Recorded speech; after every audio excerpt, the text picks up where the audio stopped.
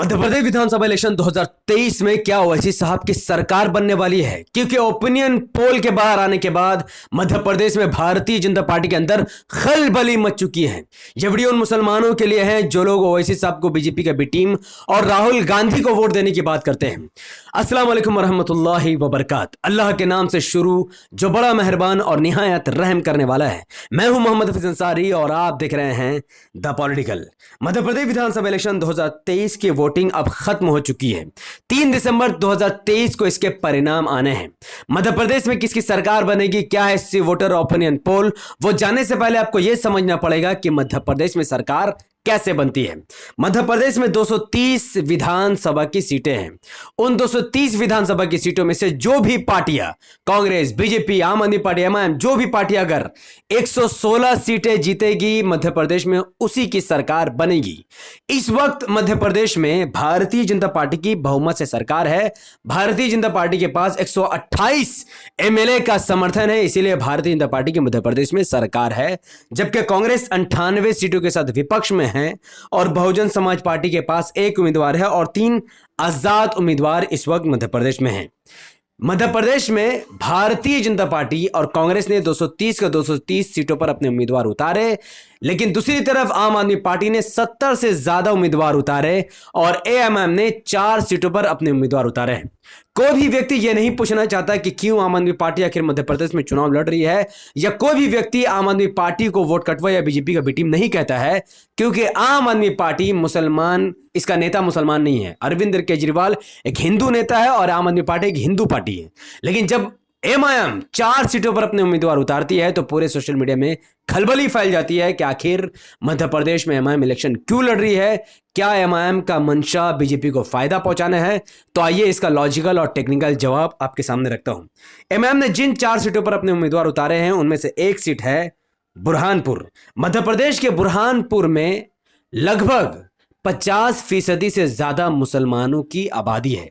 इसके बावजूद भी पिछले कई सालों से कांग्रेस ने अपना कोई भी मुस्लिम उम्मीदवार यहां से नहीं उतारा, यानी कांग्रेस ने बुरहानपुर में 50% से ज्यादा मुस्लिम आबादी होने के बावजूद भी कांग्रेस ने किसी मुसलमान को टिकट नहीं दिया, बल्कि मुसलसल कांग्रेस यहां से हिंदू प्रत्याशी उतारता रहा। जिसका परिणाम यह हुआ कि 2018 के बुरहानपुर मध्य प्रदेश विधानसभा इलेक्शन में कांग्रेस रविंद्र सूका महाजन नामक उम्मीदवार उतारकर तीसरे नंबर की पार्टी रही और भारतीय जनता पार्टी भी यहां पर दूसरे नंबर की पार्टी रही और एक आजाद उम्मीदवार ठाकुर सुरेंद्र सिंह 98,000 वोटों के साथ यहां पर जीता है। तो चूंकि यह एक मुस्लिम बहुसंख्यक सीट है, एक मुस्लिम प्रत्याशी का होना यहां पर बिल्कुल जरूरी है और मुस्लिम प्रत्याशी का टिकट ना देना कांग्रेस द्वारा यह काफी दुर्भाग्य और मुसलमानों के अपमान वाली बात है। इसीलिए ओवैसी साहब ने बुरहानपुर से नफीस मंसा खान नामक एक व्यक्ति को अपना प्रत्याशी बनाया और 17 नवंबर 2023 को यहां पर धुआंधार वोटिंग हुई और ज्यादातर लोगों ने यहां पर पतंग के निशान को वोट डाला। जबलपुर से एमआईएम ने अपना दूसरा प्रत्याशी उतारा। एक हिंदू प्रत्याशी गज्जू सोंकर नाम का एक प्रत्याशी को एमआईएम ने मैदान में उतारा। यह वीडियो हर उन लोगों के लिए मुंह पर तमाचा है जो लोग कहते हैं कि एमआईएम सिर्फ मुसलमानों की पार्टी है और यह हिंदू विरोधी पार्टी है, जबकि एमआईएम ने मध्य प्रदेश में जबलपुर से एक हिंदू प्रत्याशी उतारा, जिसके पीछे एक लॉजिकल और टेक्निकल डिबेट है। जबलपुर वो सीट है मध्य प्रदेश का जहां पर 15% से ज्यादा मुसलमान है और जहां पर एमआईएम ने एक हिंदू प्रत्याशी उतारा है। अगर वहां पर 15% भी अगर हिंदू प्रत्याशी को देखकर हिंदू वोट कर देते हैं तो जबलपुर की सीट बड़ी ही आसानी से एमआईएम जीत सकती है, जो कि 3 दिसंबर को लोगों के सामने पता चलेगा। लेकिन 2018 में इसी जबलपुर सीट में बहुजन समाज पार्टी का एक प्रत्याशी था, बीजेपी का भी एक प्रत्याशी था और कांग्रेस का भी एक प्रत्याशी था। कांग्रेस बीजेपी से सिर्फ 100 वोटों से ही जीत पाई, 100 भी नहीं, सिर्फ 50 वोटों से यहां से कांग्रेस जीती, जबकि बहुजन समाज पार्टी ने 1779 वोट काट दिए। लेकिन कोई भी व्यक्ति बहुजन समाज पार्टी को बीजेपी के बी टीम या वोट कटवा नहीं कहता, क्योंकि बहुजन समाज पार्टी दलितों की पार्टी है और इसका जो नेता है मायावती, वो खुद एक दलित है, कोई मुसलमान नहीं है, इसीलिए इनको कोई भी बीजेपी का बी टीम नहीं कहता है। खैर, एमआईएम ने तीसरा सीट इंदौर 1 में उतारा, जहां पर एक मुस्लिम प्रत्याशी एमआईएम ने उतारा। क्यों? मध्य प्रदेश का इंदौर 1 असेंबली सीट वो सीट है जो एक मुस्लिम बहुसंख्यक सीट है, जहां पर कुल 3,63,000 वोटर्स हैं और 2011 के सेंसस के मुताबिक इस सीट में मुसलमान एक सबसे बड़ी समुदाय वाली आबादी है, जिसकी 15% से ज्यादा आबादी है, 12% से ज्यादा आबादी है, जिसका मतलब है कि यहां पर लगभग 70,000 से लेकर 1 लाख से ज्यादा आबादी मुसलमानों की है। मुस्लिम बहुसंख्यक सीट होने के बावजूद भी 2018 में कांग्रेस ने संजय शुक्ला एक हिंदू प्रत्याशी को यहां पर उतारा, जिसने जीत जरूर हासिल की है। जरूर यहां पर बीजेपी हारी है और कांग्रेस जीती है, लेकिन यहां पर कोई भी काम मुसलमानों के हितों में नहीं हुआ है। मुस्लिम बहुसंख्यक सीट होने के बावजूद भी कांग्रेस का मुसलमानों को टिकट ना देना, इसी वजह से एमआईएम ने अपना यहां पर एक मुस्लिम उम्मीदवार जिसका नाम यासिर पठान है उनको उतारा और यहां पर उनको अच्छी खासी वोट पड़ी है। इंदौर 5 विधानसभा सीट भी वही कहानी है जो पिछली कहानियों से काफी मिलती है, क्योंकि इंदौर 5 असेंबली सीट भी मुस्लिम बहुसंख्यक सीट है और सारी रिपोर्ट यह कहती है कि मुस्लिम बहुसंख्यक सीट होने के बावजूद भी कांग्रेस ने यहां पर मुस्लिम प्रत्याशी होने से इनकार किया है। मुसलमानों को टिकट कांग्रेस नहीं देना चाहती है, जिसकी वजह से एआईएमआईएम ने वसीम शेख नामक एक व्यक्ति को यहां पर प्रत्याशी बनाया है। 2018 के विधानसभा इलेक्शन में यहां पर मुस्लिम बहुल सीट होने के बावजूद भी भारतीय जनता पार्टी की जीत हुई है। अब आप सब समझ सकते हैं कि एमआईएम क्यों मध्य प्रदेश में इलेक्शन लड़ी। मुस्लिम बहुल सीट होने के बावजूद भी बीजेपी यहां पर जीत रही थी, इसलिए एमआईएम ने अपना एक मुस्लिम उम्मीदवार उतारा है। 2018 में भी कांग्रेस ने मुस्लिम प्रत्याशी नहीं उतारा, बल्कि एक हिंदू प्रत्याशी को उतारा जिसने 1,16,703 वोट लिए और यहां पर बहुजन समाज पार्टी का भी हिंदू प्रत्याशी था। मुस्लिम बहुल सीट होने के बावजूद भी तमाम के तमाम पार्टियों ने मुसलमानों को टिकट देने से इनकार कर दिया, जिसकी वजह से एआईएमआईएम ने अपना एक मुस्लिम प्रत्याशी उतारा और इन तमाम चारों सीट में ही लगभग 4 लाख से ज्यादा मुसलमानों ने एआईएमआईएम को धुआंधार वोटिंग की है। 3 दिसंबर 2023 को पता चलेगा कि किसकी सरकार बनेगी, कौन पार्टियां कितनी सीट जीत रही। लेकिन आज जब मैं ओपिनियन पोल की बात करूंगा तो आपके भी पैरों तले जमीन खिसक जाएगी। द मिंट के अकॉर्डिंग जो ओपिनियन पोल मध्य प्रदेश का निकलकर सामने आया है, जो सर्वे जो डेटा सामने आया है, उसके अकॉर्डिंग मध्य प्रदेश के 230 विधानसभा की सीटों में से कांग्रेस 113 से लेकर 125 विधानसभा की सीटें जीत सकती है, जबकि भारतीय जनता पार्टी 104 से लेकर 116 ही सीटें जीत सकती है।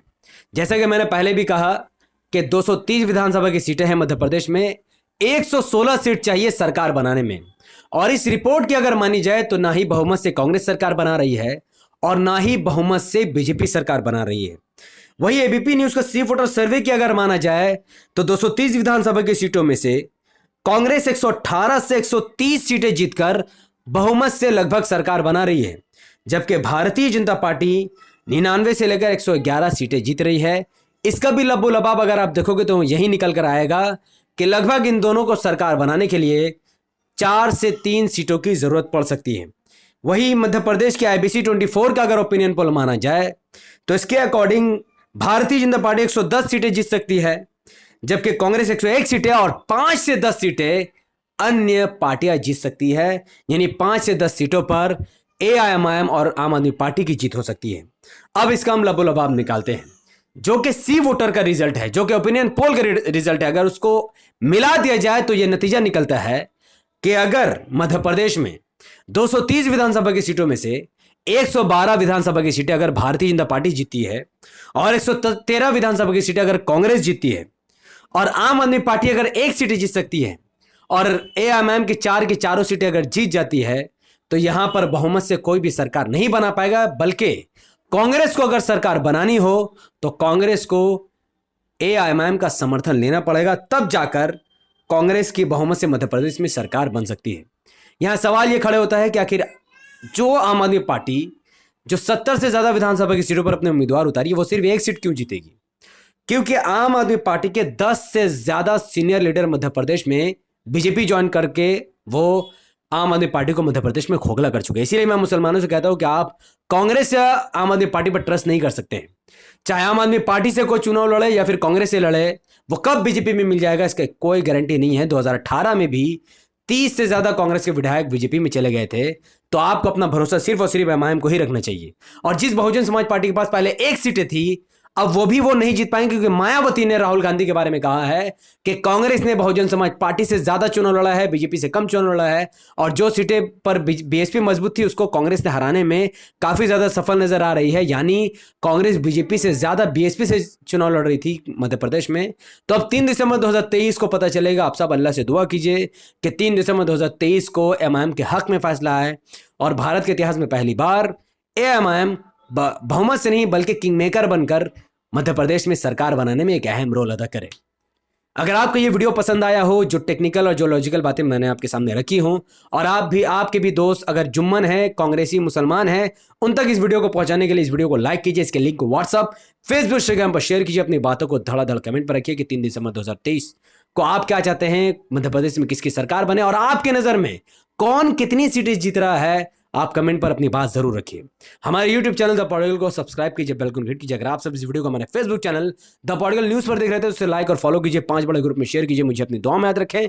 बहुत बहुत शुक्रिया। अस्सलाम वालेकुम व बरकात। मैं था मोहम्मद हफीज अंसारी और आप देख रहे थे द पॉलिटिकल।